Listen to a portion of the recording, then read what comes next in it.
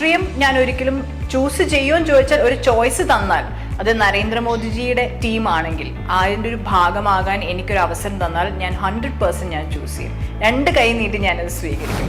ഞാനിപ്പോഴും നമ്മുടെ രാം മന്ദിറിൻ്റെ ആ ഒരു ഷോക്കിൽ നിന്ന് ഇതുവരെ പുറത്തു വന്നിട്ടില്ല. ഞാനിപ്പോഴും അത് റീലിവ് ചെയ്യാണ് ഓരോ ദിവസവും. രാം മന്ദിർ മാത്രമാണ് എൻ്റെ ഒരു എന്നെ കണ്ണിന് മുമ്പിൽ ഇങ്ങനെ ഉള്ളിലെല്ലാം നിൽക്കുന്നത്. ഡെഫിനറ്റ്ലി രാമനെ കാണും. ബിക്കോസ് എനിക്ക് അവിടെ പോകണം. എനിക്ക് ശ്രീരാമൻ ലാല് രാംലല്ല എന്ന് പറയുന്ന ആ ഒരു പവറിൻ്റെ എനർജിയുടെ അനുഗ്രഹം കിട്ടണം. എനിക്ക് എല്ലാം അവിടെ പോയി സറണ്ടർ ചെയ്യണം. നരേന്ദ്രമോദിജി അതിൻ്റെ ഉള്ളിൽ പോയിട്ട് പൂജ ചെയ്യുകയും അത് എന്താ പറയുന്നത്, ആ ഞാൻ കണ്ട എൻ്റെ ഒരു ഇത് ഞാൻ പറയാണ്. ശ്രീരാമൻ എന്ന് പറയുന്ന ആ ഭഗവാന്റെ മുമ്പിൽ ഒരു സൂര്യൻ ഉദിച്ച് നിൽക്കുന്ന പോലെയാണ് എനിക്ക് തോന്നിയത്. ഈ സിനിമയിലായാലും പെട്ടെന്ന് തന്നെ ചിലപ്പോൾ നമുക്ക് എത്തിപ്പെടാൻ സാധിക്കും. അത് സിനിമ എന്തുകൊണ്ടാണ് വേണ്ടാന്ന് വെച്ചത്? നമ്മൾ അറിയാത്ത കാര്യം നമ്മൾ അറിഞ്ഞു എന്ന് ഭാവിക്കാതെ എനിക്ക് തോന്നുന്നു എനിക്ക് അഭിനയിക്കാൻ ഒരു അത്രയുള്ള കഴിവുണ്ടോ എന്ന് എനിക്ക് അറിയത്തില്ല. Like I don't think so. അപ്പൊ എന്റെ ഫാദറിന്റെ ഇമേജ് അറ്റ്ലീസ്റ്റ് ആ ഒരു പേര് കീപ്പ് ചെയ്യണം.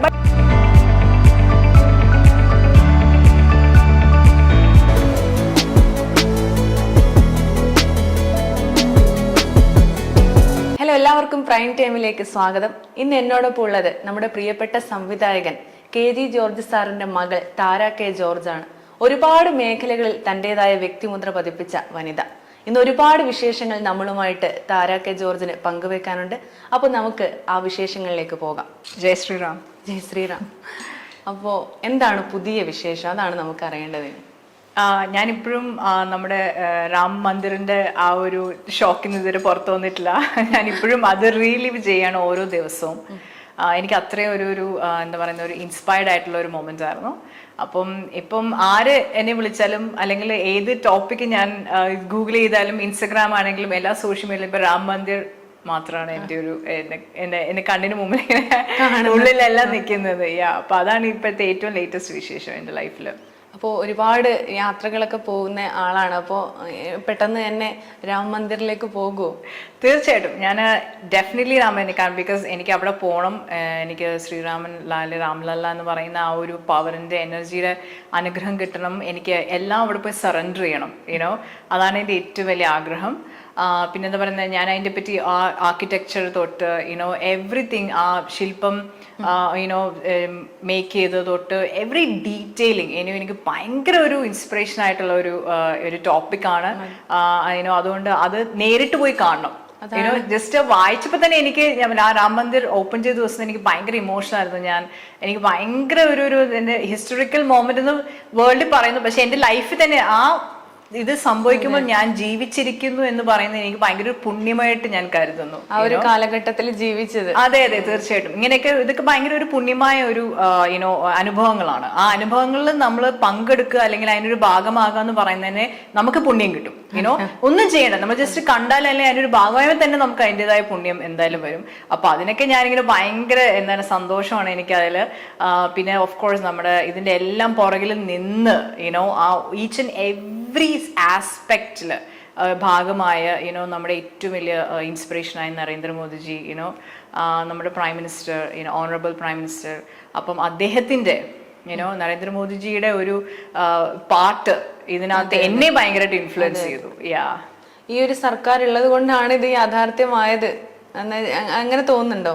അതല്ല, ഈ ഒരു അദ്ദേഹത്തിന്റെ പിന്തുണയിലുള്ള അദ്ദേഹം മേൽനോട്ടം വഹിക്കുന്ന ആ ഒരു സർക്കാർ. കാരണം ഒരുപാട് നാളുകളായിട്ട് ആഗ്രഹിക്കുന്ന, ഒരുപാട് വിശ്വാസികൾ ആഗ്രഹിക്കുന്ന കാര്യമാണ് ഇപ്പൊ നടന്നിട്ടുള്ളത്. അതാണ് ഞാൻ അങ്ങനെ ഒരു പൊളിറ്റിക്കൽ പരമായിട്ട് ചോദിച്ചതല്ല.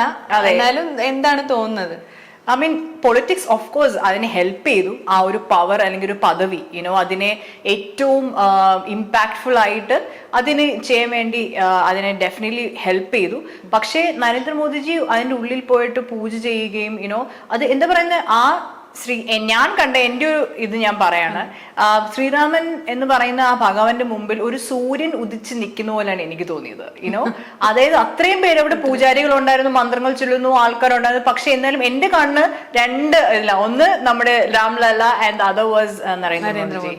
എനിക്ക് ശരിക്കും അങ്ങനെ ഫീൽ ചെയ്തു, ഒരു സൂര്യൻ ഉദിച്ച് നിൽക്കുന്ന പോലെ. അത്രയും ഒരു പവർ ആ ഓറയിൽ നിന്നും അദ്ദേഹം എമിറ്റ് ചെയ്യുന്നുണ്ടായിരുന്നു. അപ്പൊ അതൊക്കെ യുനോ ആ ഒരു ലെവലിലേക്ക് ആ ഒരു സ്പിരിച്വൽ ലെവൽ അതിന്റെ അദ്ദേഹത്തിന്റെ ആ ഒരു എന്താണ് ജപങ്ങൾ അല്ലെങ്കിൽ ഉപാസന, അതാണ് അദ്ദേഹത്തെ അവിടെ നിർത്തിയത്. ആ ഉപാസനയൊക്കെ ഫോളോ ചെയ്യണം, അല്ലെങ്കിൽ ആ ഒരു ലെവൽ സ്പിരിച്വൽ ലെവലിലേക്ക് എത്തണം എന്നൊക്കെ ആഗ്രഹിക്കുന്ന ആ ഒരു പിൻഗാമി എന്ന് പറയാം അതാണ് ഞാൻ. നരേന്ദ്രമോദിജിയുടെ പിൻഗാമിയായിട്ട് നമുക്ക് കണക്കാക്കപ്പെടാൻ ഭാവിയിൽ പറ്റുന്ന ഒരാള്. അപ്പോൾ ആ ഒരാളോട് ഞാൻ ചോദിക്കുന്ന ഒരു ക്വസ്റ്റ്യൻ എന്ന് പറയുന്ന, നരേന്ദ്രമോദിജി അത്രയും ഇഷ്ടമാണ്, ഒരു ഹാർഡ് കോർ ഫാനാണ്. അപ്പോൾ നരേന്ദ്രമോദിജി ഭരിക്കുന്ന ആ ഒരു പാർട്ടിയിൽ നമുക്ക് എന്താ പറയാ, നിർമ്മല സീതാരാമനൊക്കെ എത്തി ആ ഒരു ലെവലിലേക്കൊക്കെ എത്താം, അങ്ങനെ ഒരു പാർട്ടിയിലേക്ക് അതിലെത്താൻ ആഗ്രഹിക്കുന്നുണ്ടോ? ശക്തമായിട്ട് സിനിമയാണോ രാഷ്ട്രീയമാണോ ചൂസ് ചെയ്യുക? എല്ലാം വേണം നമ്മുടെ ലൈഫ് അല്ലേ. അപ്പം രാഷ്ട്രീയം ഞാൻ ഒരിക്കലും ചൂസ് ചെയ്യുമെന്ന് ചോദിച്ചാൽ, ഒരു ചോയ്സ് തന്നാൽ അത് നരേന്ദ്രമോദിജിയുടെ ടീമാണെങ്കിൽ അതിൻ്റെ ഒരു ഭാഗമാകാൻ എനിക്കൊരു അവസരം തന്നാൽ ഞാൻ 100% ഞാൻ ചൂസ് ചെയ്യും. 2 കൈ നീട്ടി ഞാനത് സ്വീകരിക്കും. ബിക്കോസ് അദ്ദേഹത്തിന്റെ ഒരു വിഷൻ എന്താന്ന് വെച്ചാൽ, രാജ്യസഭയിൽ തന്നെ വിമൻ അല്ലെങ്കിൽ സ്ത്രീകൾക്ക് പ്രാധാന്യം കൊടുക്കണം. സ്ത്രീകൾ വെറും വീട്ടിലിരുന്ന് എന്താ പറയുന്നത് ഒരു അടയ്ക്കപ്പെട്ട ഒരു ഇതല്ല, വീട്ടിലും നമുക്ക് കൺട്രോൾ ചെയ്യാം. അതേപോലെ ഒരു രാജ്യത്തിന്റെ ഒരു ഡിവിഷൻ അത് കൺട്രോൾ ചെയ്യാനുള്ള ഒരു വീട് മെയിൻറ്റെയിൻ ചെയ്യാമെങ്കിൽ ഒരു രാജ്യവും മെയിൻറ്റെയിൻ ചെയ്യാം എന്നാണ് അദ്ദേഹത്തിന്റെ വിശ്വാസം. ആ വിശ്വാസം ഞാൻ ഉറച്ചു നിൽക്കുന്നു, ഞാൻ സപ്പോർട്ട് ചെയ്യുന്നു, ഞാൻ റെസ്പെക്ട് ചെയ്യുന്നു. അപ്പൊ അതുകൊണ്ടാണ് രാജ്യസഭയിൽ തന്നെ മാക്സിമം സ്ത്രീകൾക്ക് ഒരു അവസരം നൽകണം. അത് സപ്പോർട്ട് ചെയ്യുന്ന ഒരു വലിയൊരു ലീഡറാണ് നരേന്ദ്രമോദിജി. അപ്പൊ അതുകൊണ്ട് ഡെഫിനറ്റ്ലി എനിക്കൊരു ചാൻസ് ഉണ്ടെന്ന് ഞാൻ വിശ്വസിക്കുന്നു. ബിക്കോസ് ഇതൊരു പാർട്ട് ഓഫ് ദ പ്ലാൻ ആണ്. അപ്പൊ അതുകൊണ്ട് എനിക്കൊരു ചാൻസ് ഉണ്ടെന്ന് ഞാൻ വിശ്വസിക്കുന്നു. അപ്പം നരേന്ദ്രമോദിജി ഏത് പാർട്ടിയിലാണോ അതിന്റെ ഒരു ഭാഗം ഞാൻ 100% എനിക്കൊരു ഓപ്പർച്യൂണിറ്റി ഞാൻ ഡെഫിനറ്റ്ലി ഞാൻ സ്വീകരിക്കും, അതിന്റെ ഒരു ഭാഗമാകും. ആൻഡ് എനിക്ക് തരുന്ന എന്താണോ അത് ഞാൻ ഭംഗിയായിട്ട് ഒന്നും നോക്കാതെ, വലിപ്പ ചെറുപ്പം നോക്കാതെ എന്തായാലും ചെയ്യും. തീർച്ചയായിട്ടും. ബിക്കോസ് അദ്ദേഹം അങ്ങനെയാണല്ലോ ചെയ്യുന്നത്. അദ്ദേഹം എന്താണ് അദ്ദേഹത്തിന് ഈ രാജ്യം, നമ്മുടെ രാജ്യത്തുള്ള നാട്ടുകാർ, അതാണ് അദ്ദേഹത്തിന്റെ എയിം. അതിനുവേണ്ടി അദ്ദേഹം ഒരു സ്ഥാനത്തിരിക്കുമ്പോൾ എന്ത് ചെയ്യാൻ പറ്റും, ഏറ്റവും നല്ല കാര്യങ്ങൾ ചെയ്യാൻ പറ്റും, ഏറ്റവും ഇമ്പാക്ട്ഫുൾ ആയിട്ടുള്ള കാര്യങ്ങൾ ചെയ്യാൻ പറ്റും. നാളെ എന്നത് മറന്നിട്ട് ഇന്ന് എനിക്ക് എന്ത് ചെയ്യാൻ പറ്റും, എനിക്കും എന്റെ രാജ്യത്തിനും അവിടെയുള്ളവർക്കും ഒന്ന് ആ ഒരു ഇത്. അപ്പൊ അതുപോലെ എന്നെ ഒരു കാര്യം ഏൽപ്പിച്ചാൽ അതേ ഒരു മൈൻഡ് സെറ്റും എന്താണ് ഇത് ഞാൻ ഡെഫിനറ്റ്ലി അപ്ലൈ ചെയ്യുമെന്ന് ഞാൻ വിശ്വസിക്കുന്നു. അപ്പോൾ എന്ന് മുതലാണ് ഇത്ര 9 വർഷക്കാലമായി നമ്മുടെ കേന്ദ്ര സർക്കാർ, അപ്പൊ എന്ന് മുതലാണ് ഈ മോദിജിയെ അത്രത്തോളം ഹൃദയത്തിൽ കൊണ്ട് നടക്കാൻ തുടങ്ങിയത്? എന്ന് മുതലാണ് അദ്ദേഹത്തിന്റെ ആ ഒരു വേ ഓഫ് ലൈഫ് തന്നെയാണ് പിന്നെ താര മാം ഫോളോ ചെയ്യുന്ന ആ ഒരു രീതി തന്നെയാണ്. അപ്പൊ അദ്ദേഹം പോകുന്ന അമ്പലങ്ങളിൽ പോകാൻ ഇഷ്ടപ്പെടുന്ന ഒരാളാണെന്ന് ഞാൻ കേട്ടിട്ടുണ്ട്. അപ്പൊ എങ്ങനെയാണ് അതിലേക്ക് എത്തിയത്? ആ ഒരു ഇഷ്ടം, ആ ഒരു റെസ്പെക്ട്, അത് വരാനുണ്ടായ ഒരു കാരണം എന്താണ്? ഇപ്പം ഞാൻ എൻ്റെ ഒരു ലൈഫ് എക്സ്പീരിയൻസിൽ ഇപ്പം ഒരു അമ്പലത്തിൽ പോകുന്നത് അല്ലെങ്കിൽ ഒരു പ്രാർത്ഥിക്കുന്നൊക്കെ പറയും ചിലർക്ക് പുറത്ത് പറയാൻ ഇച്ചിരി വിഷമമുള്ള കാര്യമാണ്.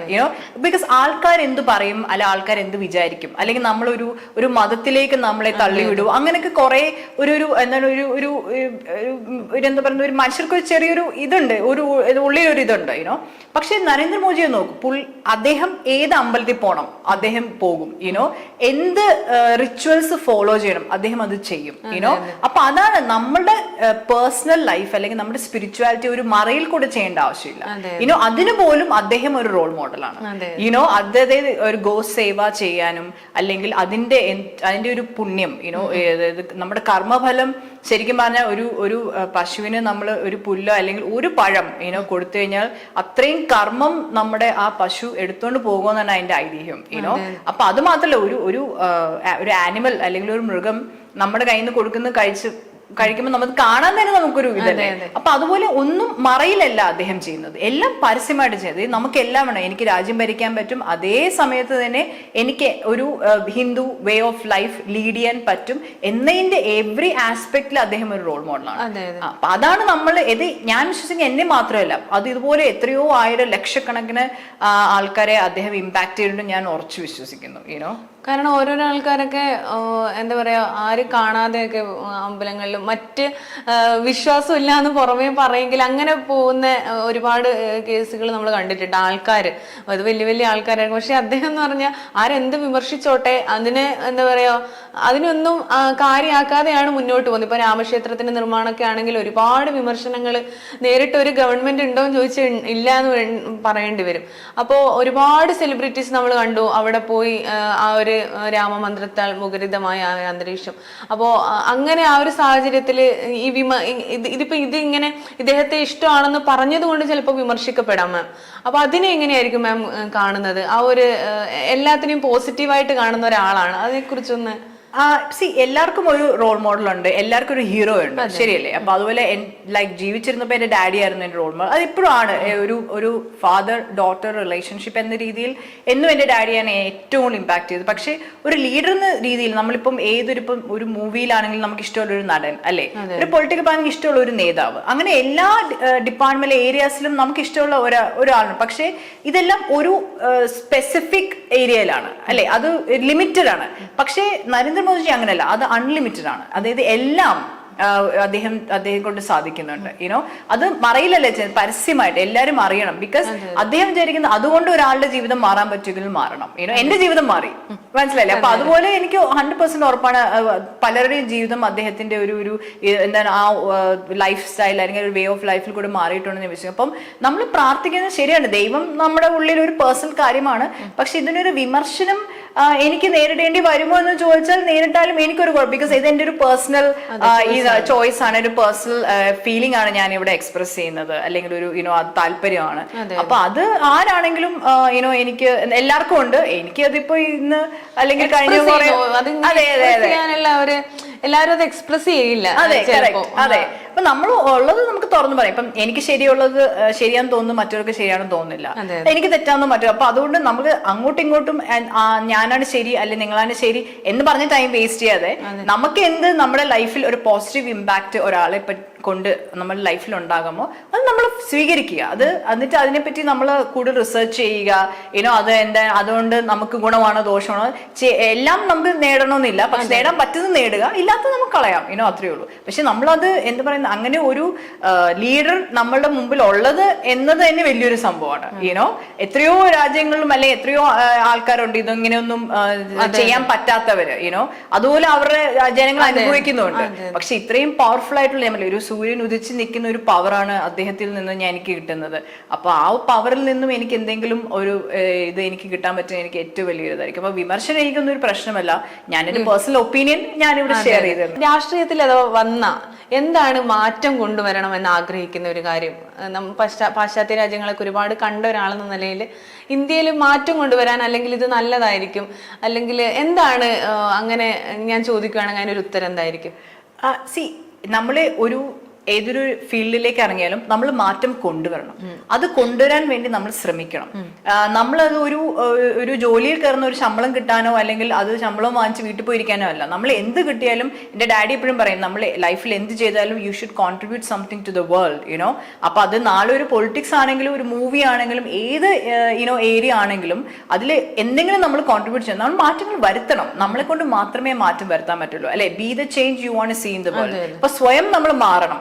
അപ്പോൾ നമുക്ക് മറ്റുള്ളവരിലേക്ക് ആ മാറ്റം നമുക്ക് ഇമ്പാക്ട് ചെയ്യാൻ പറ്റും. ഒരാളോട് മാറണം എന്ന് പറഞ്ഞാൽ ഹ്യൂമൻ സൈക്കോളജി, അവിടെ പോകണമെന്ന് പറഞ്ഞു എന്തായാലും പോകും, അല്ലേ? അപ്പൊ പോകണം എന്ന് പറഞ്ഞാൽ പോകത്തുമില്ല. അപ്പൊ അതുകൊണ്ട് നമ്മൾ അങ്ങോട്ട് പറയാതെ അവരെ കൊണ്ട് സ്വയം ചെയ്യിപ്പിക്കണം. അത് നമുക്കൊരു മാതൃകയാകാം അതിന്. അപ്പൊ അങ്ങനെ ഒരു മാറ്റത്തിലേക്കാണ് ഞാൻ നോക്കുന്നത്. ഇപ്പൊ മാറ്റം ഡെഫിനറ്റ്ലി കൊണ്ടുവരാൻ സാധിക്കാൻ പറ്റുവാണെങ്കിൽ അതെനിക്ക് വലിയൊരു ഭാഗ്യമാണ്. അപ്പം ആദ്യം ഞാൻ മാറും, എന്നിട്ട് എന്നിൽ നിന്നും ഇതാണ് എനിക്ക് കൊടുക്കാൻ പറ്റുന്നത് കണ്ട് മറ്റുള്ളവർ മാറണമെന്നാണ് ഞാൻ ആഗ്രഹിക്കുന്നത്. പിന്നെ എന്താ പറയുന്നത്, ഇപ്പം ഒരു വിമൻ അല്ലെങ്കിൽ ഒരു മാൻ എന്ന ഒരു ഈക്വലൈസ് ആ ഒരു ഇതൊന്നും ഇപ്പൊ വലിയ ഇതില്ലാത്തതുകൊണ്ട് നമുക്ക് ഏതും ഒരുമിച്ച് ചെയ്യാം എന്നുള്ള ഒരു വിശ്വാസം എനിക്കുണ്ട്. അപ്പൊ അതുകൊണ്ട് നമ്മുടെ ഓരോ ജനറേഷനും ഇനി അങ്ങോട്ട് പോകുന്ന ഓരോ വർഷങ്ങളും അതിനൊക്കെ മറികടന്ന് നമുക്ക് നമ്മുടെ ലൈഫ് കുറച്ചുകൂടി ഈസി ആകുമെന്ന് ഞാൻ വിശ്വസിക്കുന്നു. അപ്പോൾ ഈ രാഷ്ട്രീയത്തിലേക്കൊക്കെ ഇറങ്ങണമെന്ന് ആഗ്രഹിക്കും ആരും കുറേയായിട്ട് പങ്കുവെച്ചിരുന്നോ? അങ്ങനെ ഒരു പൊളിറ്റിക്കലി ഒരു മെന്ററൊക്കെ ഉണ്ടോ താര മാമിന്റെ ലൈഫിൽ? നമ്മൾ അങ്ങനെ പൊളിറ്റിക്സിൽ കയറണം അല്ലെങ്കിൽ അത് ചെയ്യണം നമ്മൾ അങ്ങനെ ആരുമായിട്ട് ഷെയർ ചെയ്യാറില്ല. പക്ഷെ നമ്മൾ ഓഫ് കോഴ്സ് എനിക്ക് എൻ്റെ വളരെ കുറച്ച് സുഹൃത്തുക്കളെ എനിക്കുള്ളൂ. അതെല്ലാം നമ്മൾ ലോക കാര്യങ്ങൾ ഡിസ്കസ് ചെയ്യുന്ന സുഹൃത്തുക്കൾ, അല്ലാതെ മറ്റുള്ളവർ എന്ത് ചെയ്തു, അപ്പുറത്തെ വീട്ടിൽ എന്ത് ചെയ്യണം, അല്ലെ അവരുടെ ലൈഫിൽ ഞങ്ങൾക്ക് അതിന് സമയമില്ല, താല്പര്യമില്ല. നമ്മൾ ഇപ്പൊ എനിക്ക് ഒരു ഫാഷൻ ഫോട്ടോഗ്രാഫർ ഫ്രണ്ട് ഉണ്ട്. ഇപ്പൊ നമ്മൾ ഫാഷനെ പറ്റി സംസാരിക്കും, ഫോട്ടോഗ്രാഫി, പുതിയ ലേറ്റസ്റ്റ് ക്യാമറാസിനെ പറ്റി സംസാരിക്കും. പിന്നെ എൻ്റെ ഒരു ഫ്രണ്ട് ഒരു entrepreneur, she's A model, actress, entrepreneur.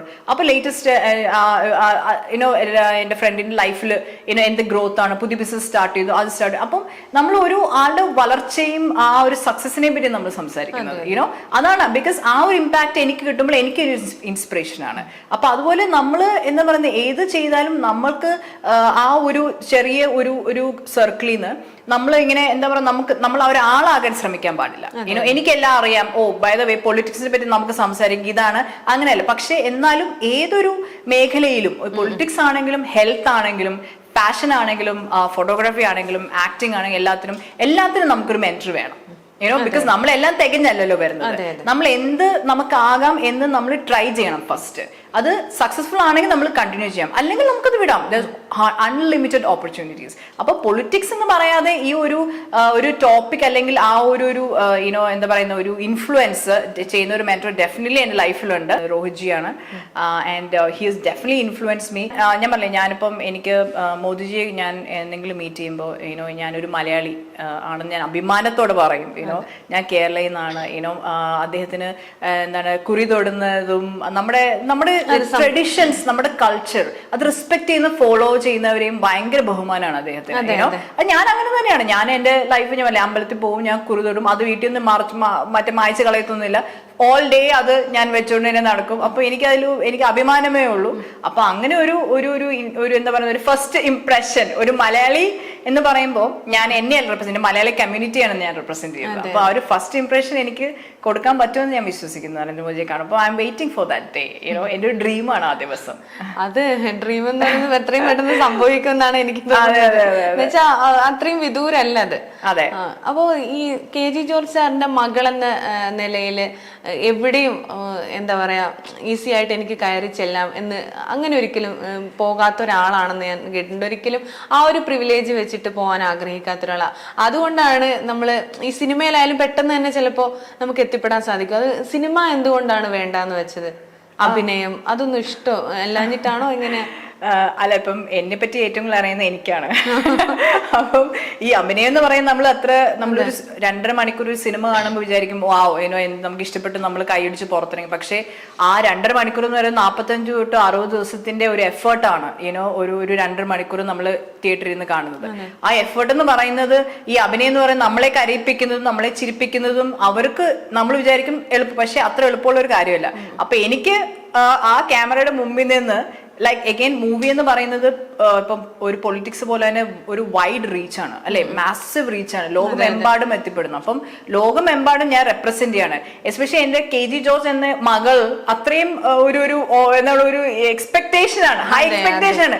എന്റെ ഫാദർ ഇങ്ങനെ ആയിട്ട് മകൾ എന്തായാലും ഇങ്ങനെ ആയിരിക്കും. പക്ഷെ അതുകൊണ്ട് നമ്മൾ അറിയാത്ത കാര്യം നമ്മൾ അറിഞ്ഞു എന്ന് ഭാവിക്കാതെ എനിക്ക് തോന്നുന്നില്ല എനിക്ക് അഭിനയിക്കാൻ ഒരു അത്രയുള്ള കഴിവുണ്ടോ എന്ന് എനിക്ക് അറിയത്തില്ല. Like I don't think so. അപ്പൊ എന്റെ ഫാദറിന്റെ ഇമേജ് അറ്റ്ലീസ്റ്റ് ആ ഒരു പേര് കീപ്പ് ചെയ്യണം. ബട്ട് ഡെഫിനറ്റ്ലി 2024 ഈ വർഷം ഞാൻ ഫാമിലി എൻ്റെ ബ്രദറും ഒക്കെ നമ്മൾ മൂവിയിലേക്ക് നമ്മൾ എൻട്രി ആണ്. അവർ first step into Malayalam movie industry and Indian movies. അത് നമ്മൾ അടുത്ത് തന്നെ അതിനെ പറ്റി നമ്മൾ അനൗൺസ് ചെയ്യും. അപ്പൊ എൻ്റെ ഡാഡിയുടെ ആ ഒരു ലെജൻഡ് എന്നൊക്കെ വിളിക്കുമ്പോൾ നമ്മൾ ചുമ്മാ വിളിച്ചിട്ട് അതല്ല, അത് അങ്ങനെ തന്നെ കീപ്പ് ചെയ്യണം. നല്ല സിനിമകൾ എൻ്റെ ഡാഡിയുടെ പേരിൽ കോൺട്രിബ്യൂട്ട് ചെയ്യണം. അങ്ങനെയൊക്കെ എന്താണ് അവാർഡ്സ് അങ്ങനെയൊക്കെ എല്ലാം പ്ലാൻ ഉണ്ട്. ആൻഡ് ദൈവത്തിന്റെ അനുഗ്രഹം കൊണ്ട് അതെല്ലാം സാധിക്കും ഞാൻ വിശ്വസിക്കുന്നു. സാധിക്കട്ടെ. അപ്പൊ അതായിരിക്കും എന്റെ മൂവിയിലുള്ള ഫസ്റ്റ് സസ്പെൻസ് ആയിട്ട്. അപ്പം പിന്നെ എന്തൊക്കെയാണ് പുതിയ വേറെ കാര്യങ്ങളൊക്കെ? ഒരു സംരംഭകയാണ് ഇപ്പോൾ അല്ലേ? നമുക്കറിയാം ഒരുപാട് ലൈഫിനെ കുറിച്ച് പറയുകയാണെങ്കിൽ ഹിന്ദുയിസം ഫോളോ ചെയ്യുന്ന ഒരാളാണ്, ആത്മീയത ഇഷ്ടപ്പെടുന്ന, അങ്ങനെയല്ല, യോഗ, ഹെൽത്ത് വെൽനസ് കോച്ചാണ്. അപ്പോൾ ആ ഒരു ലൈഫിനെ കുറിച്ച് ഒന്ന് സോ ഞാനൊരു സർട്ടിഫൈഡ് ഹോളിസ്റ്റിക് ആൻഡ് വെൽനസ് കോച്ചാണ്. അപ്പം ഞാൻ ഖത്തറി ഉണ്ടായിരുന്ന സമയത്ത് ഞാൻ മെഡിറ്റേഷൻ ക്ലാസ്സസ് എടുത്തു കൊടുക്കുമായിരുന്നു. പിന്നെ ഇവിടെ കേരളത്തിൽ ഞാൻ ഫുൾ മൂൺ മെഡിറ്റേഷൻ അങ്ങനത്തെ സെഷൻസ് ഒക്കെ വെച്ചിട്ടുണ്ട്. എനിക്ക് നല്ല ഒരു എന്താണ് ഔട്ട്കം ആയിരുന്നു, പോസിറ്റീവായിട്ടുള്ള ഒരു ടേൺ അപ്പ് ആൾക്കാരുണ്ടായിരുന്നു. അപ്പം എനിക്ക് മനസ്സിലായി ആൾക്കാർ എന്തോ തേടി നടക്കുന്നുണ്ടെന്ന് എനിക്ക് മനസ്സിലായി. അത് എവിടെ കിട്ടുമോ അവിടെ എത്തും. അത് അവർക്ക് തന്നെയല്ല എന്താ തേടുന്നത്, പക്ഷെ എന്തോ ഒരു തേടും. കാരണം അവരുടെ ഒരു സോളിന്റെ ഒരു കോളിംഗ് ആണത്. ആ സോളിന്റെ കോളിംഗ് ആണ് നമ്മൾ ഓരോ സ്ഥലത്തും ഓരോ രാജ്യത്ത് അല്ലെങ്കിൽ ഓരോ ഒരു പോയിന്റിൽ നമ്മൾ എത്തിക്കുന്നത്.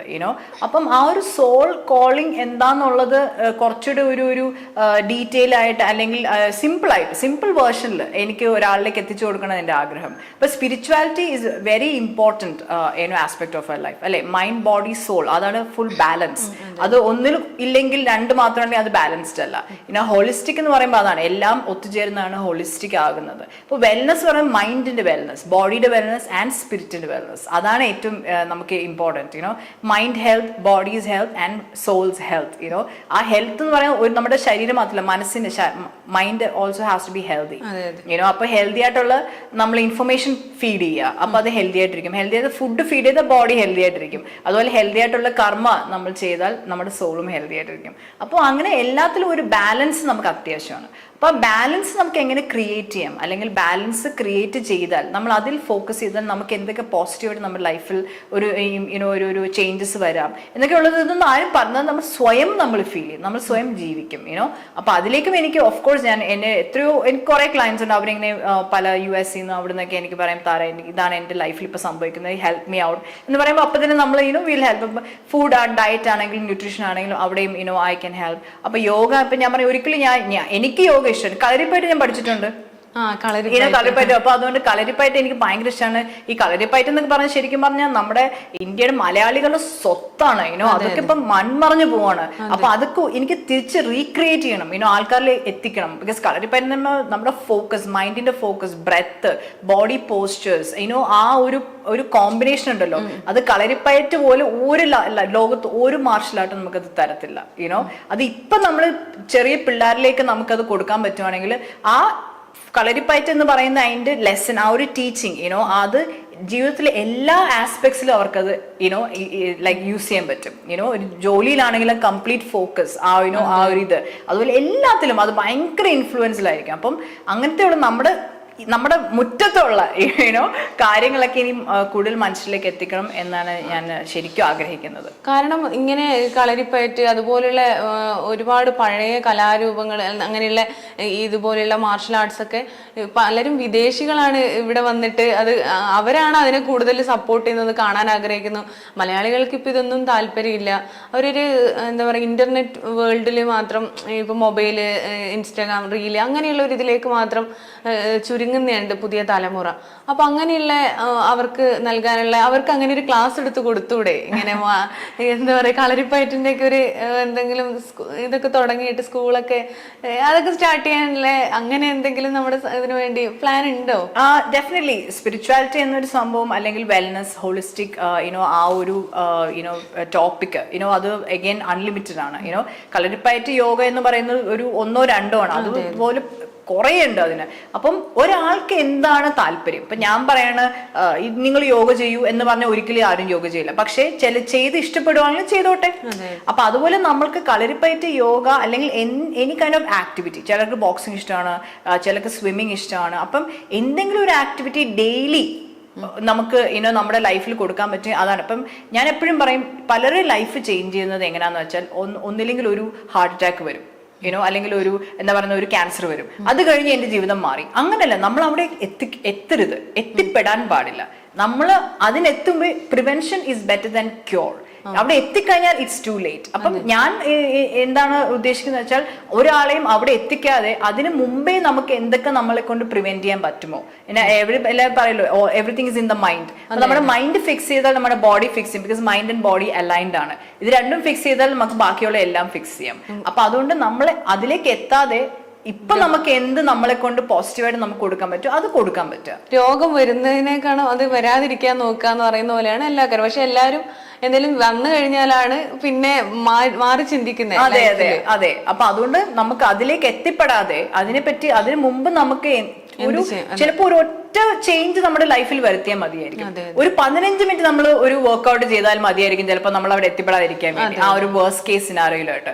അപ്പൊ അതുപോലെ അല്ലെങ്കിൽ നമ്മുടെ ഒരു ഭക്ഷണ ശൈലി ഒന്ന് മാറ്റിയാൽ മതി, യുനോ. അങ്ങനെ ചെറിയൊരു ചേഞ്ചസ് മാറ്റിയാൽ മാത്രം മതി, യുനോ. അപ്പൊ ആ ചേഞ്ചസ് മാറ്റാനുള്ള ഒരു മനസ്സ് നമുക്ക് ഉണ്ടാവണം. അപ്പൊ അതുകൊണ്ട് എല്ലാം നമ്മുടെ മനസ്സിൽ നിന്നാണ് സ്റ്റാർട്ട് ചെയ്യുന്നത്, അല്ലെ? ഒരു കർമ്മ എന്ന് പറയുന്നത് നമ്മൾ ചെയ്യുന്നതല്ല, ഫസ്റ്റ് നമ്മുടെ മനസ്സിൽ ചിന്തിക്കും ചെയ്യുന്നതിന് മുമ്പേ. So the karma begins in your mind first and then it turns up into action. അപ്പൊ അങ്ങനെ എല്ലാം ഓഫ് കോഴ്സ് സ്പിരിച്വാലിറ്റിയും ഇപ്പൊ എന്നോട് ചോദിച്ചു വരുന്ന എല്ലാവർക്കും എനിക്ക് അറിയാവുന്ന രീതിയിൽ ഞാൻ ഹെൽപ്പ് ചെയ്യും. പക്ഷെ ഇതെല്ലാം ഞാനൊരു റോൾ മോഡൽ, ഒരു ലിവിങ് എക്സാമ്പിൾ ആയിരിക്കണം. ഞാൻ ഒരാൾ പറഞ്ഞു കൊടുക്കാതെ ഞാൻ ചെയ്യണം, അത് കണ്ട് ചെയ്യണം, യുനോ. അതാണ് മനുഷ്യന്റെ സൈക്കോളജി. ഒരാൾ കണ്ട് ചെയ്യുന്നതിൽ പറഞ്ഞു ചെയ്യുന്നതിനേക്കാളും ഇൻഫ്ലുവൻസിൽ ഇമ്പാക്ട് കണ്ട് ചെയ്യുന്നതാണ്. അപ്പൊ അതുപോലെ ഇപ്പൊ നരേന്ദ്രമോദിജി കണ്ട് ഞാൻ എനിക്ക് ഇൻഫ്ലുവൻസ് പോലെ, അതുപോലെ ഐ ക്യാൻ ഇൻഫ്ലുവൻസ് കണ്ടിട്ട് ഇനി ഒരുപാട് ആൾക്കാര് അങ്ങനെ മാറണം. അങ്ങനെ അത് മാം ഇപ്പൊ അത്ര വലിയ എന്താ പറയാ, മോദിജി അത്ര ഇഷ്ടപ്പെടാനുള്ളതും അത്രയും റെസ്പെക്ട് ചെയ്യാനുള്ള കാരണം അദ്ദേഹം ഓരോ ഡേ ടു ഡേ ലൈഫിൽ ചെയ്യുന്ന കാര്യങ്ങൾ കണ്ടിട്ടാണ്. തീർച്ചയായിട്ടും. അപ്പൊ അതുപോലെ കണ്ടിട്ടാണ് നമ്മൾ ഓരോ മാറ്റങ്ങൾ വരുത്തുന്നത്.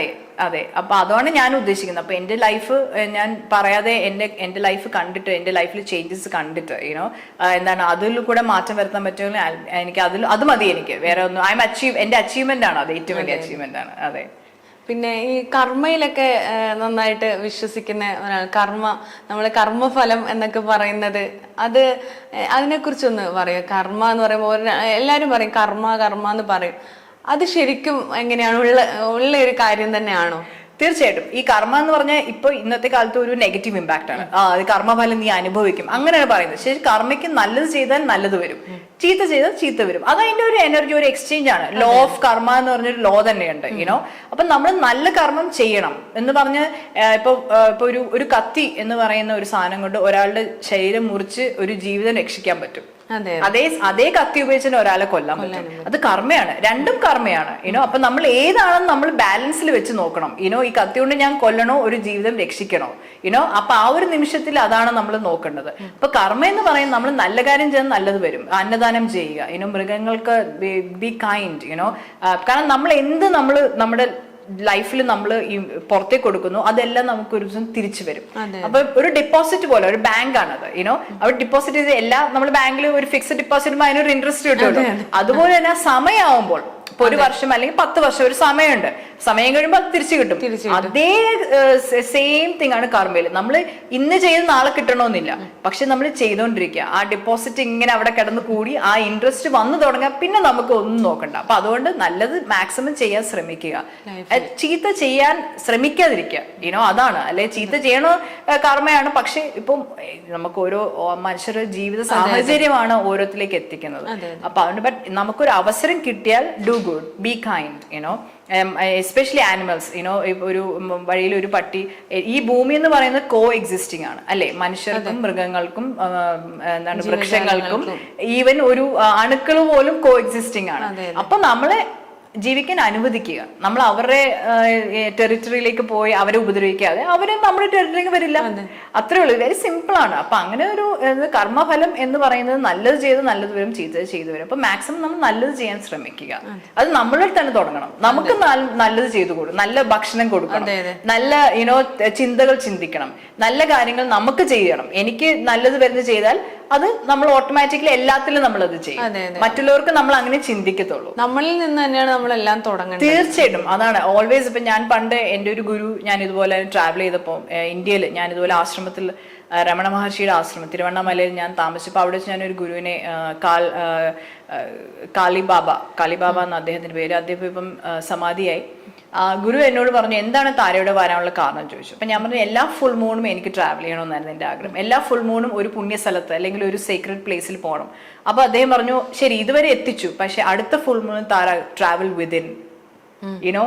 താര തേടി നടക്കുന്നത് പുറത്തല്ല, എല്ലാം ഉള്ളിലുണ്ട്. അപ്പോൾ അടുത്ത ഫുൾ മൂൺ ട്രാവൽ വിതിൻ. അതാണ് എൻ്റെ ലൈഫിൽ ഏറ്റവും വലിയ ചേഞ്ച് ആയത്, യുനോ. ഞാൻ ട്രാവൽ വിതിൻ, ഉള്ളിലേക്ക് ഞാൻ ശരിക്കും നോക്കാൻ തുടങ്ങി, ട്രാവൽ ചെയ്യാൻ തുടങ്ങി, യുനോ. അപ്പോഴാണ് എനിക്ക് മനസ്സിലായത് ഞാൻ തേടുന്നതെല്ലാം ഓൾറെഡി എൻ്റെ ഉള്ളിൽ ഉണ്ടായിരുന്നു എന്ന്, യുനോ അതൊക്കെ നമ്മുടെ ഒരു ഭാഗ്യമാണ് അങ്ങനത്തെ ഗുരുക്കളെ മീറ്റ് ചെയ്യുക എന്നൊക്കെ പറയുന്നത്. തത്വമസി എന്ന് പറയുന്നത് അത് തന്നെ. അപ്പൊ നമുക്കിവിടെ അത് അത്രയോ വലിയൊരു പദമാണല്ലേ. അതെ അതെ തീർച്ചയായിട്ടും. അതെ ഈ നമുക്ക് എല്ലാം ഉണ്ട്, വേദങ്ങളുണ്ട്, യുനോ എല്ലാം ഉപനിഷത്തുക്കളുണ്ട്, മന്ത്രങ്ങളുണ്ട്, തന്ത്രങ്ങളുണ്ട്, എല്ലാം ഉണ്ട്. യുനോ അത് നമ്മൾ ജീവിതത്തിൽ യുനോ കുറച്ചായിട്ട് നമ്മൾ കൊണ്ടുവരിക, നമ്മുടെ ഒരു ഭാഗമാക്കുക. അതെ, അപ്പോഴാണ് നമുക്ക് അതിൻ്റെതായ ഗുണങ്ങൾ ഉണ്ടാവുന്നത്. യുനോ എല്ലാം നമുക്കുണ്ട്, എന്തുപയോഗിക്കുന്നു എന്നുള്ളതാണ് നമ്മുടെ ഇതാണ്. അപ്പൊ നല്ലത് പക്ഷെ നല്ലത് വരും.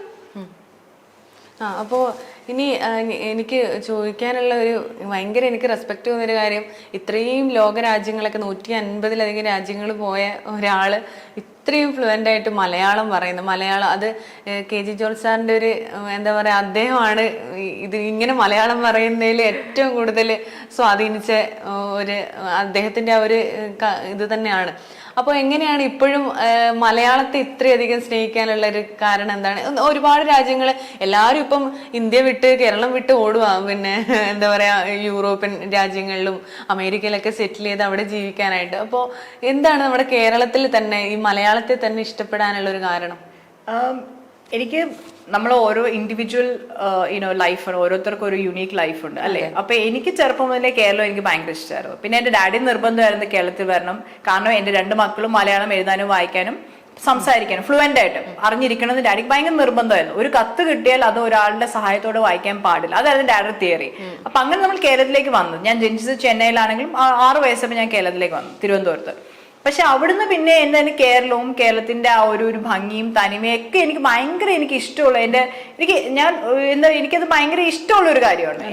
അല്ലാതെ ഒരിക്കലും ഞാൻ തിരിച്ച് ചെന്നൈ പോകണം അങ്ങനെയൊന്നും എനിക്കൊരിക്കലും ഫീൽ ചെയ്തിട്ടില്ല. ഞാൻ എവിടെയാണോ അത് ഒരുപക്ഷെ ഡാഡി അതും നമ്മുടെ മനസ്സിൽ ചെറുപ്പം മുതലേ പ്ലാൻ ചെയ്യുന്നതാണല്ലോ, ഒരു സീഡ് പ്ലാൻ ചെയ്യുന്ന പോലെ പ്ലാൻ ചെയ്യേണ്ടതായിരിക്കാം. ബട്ട് ഓഫ് കോഴ്സ് എൻ്റെ ഡാഡിയാണ് മെയിൻ കാരണം.